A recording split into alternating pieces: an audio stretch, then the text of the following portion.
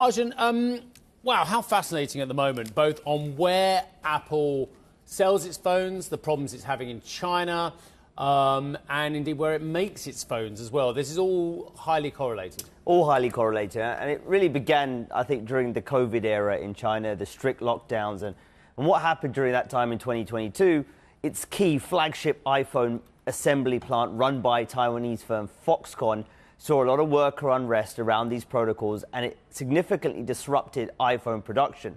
And what that did is brought a lot of scrutiny on Apple's supply chain and how heavily reliant it is on China. I think one estimate put the amount of iPhones being produced in China at that point around 90% out of China. So there's a lot of scrutiny on that. And what you saw very quickly, Apple had been thinking about shifting production. It'd done a little bit. It started to move very aggressively in moving some of its production away from China. So you've seen Vietnam become a key hub, and CEO Tim Cook right now is in Vietnam visiting. As we speak. As we speak. Vietnam's become a key hub for things like MacBooks now, the Apple Watch, some of the iPad manufacturing has also moved out there. So that's a big part of what Apple's doing. But of course, India has become another key hub. There was a Bloomberg report last week suggesting that 1 in 7 iPhones are now produced in India. You've seen an aggressive ramp up there in production as well. So that diversification play that's been spoken about for the past few years has become a lot more aggressive now because I think what's happened during the COVID era. The point I raised when I introduced you is the where they're produced and where they're bought are correlated.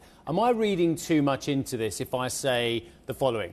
China has noted that there is a diversification of where they are going to make these products, and hence are concerned that Apple is less committed to China, and as such Chinese people want to consume less product because they're not being produced in China. Or is that just extrapolating way too far? I think it might be a little bit too far. Okay. In China, I think that the problems are, I think Apple has still sort of said very much it's committed. CEO Tim Cook also was in China fairly recently as well.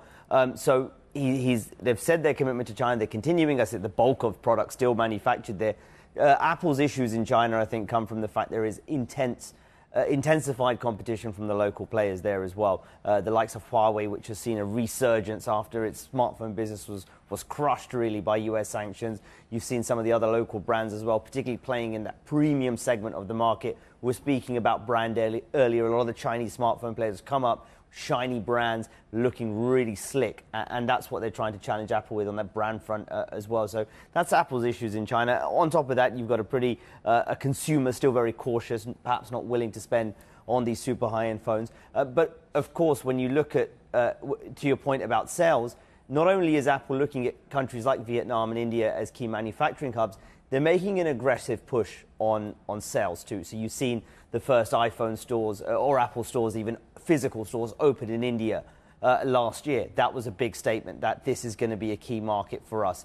Vietnam, it had, I think, the online Apple store open last year as well. So you're tied in with the growth of manufacturing in these places, also Apple's desire to really push big into them. You think about the Indian market, over 1 billion people there, right? The question is this the next China for Apple in particular? And I think in India in particular is why you've seen such an aggressive push on both the manufacturing but also on the sales front.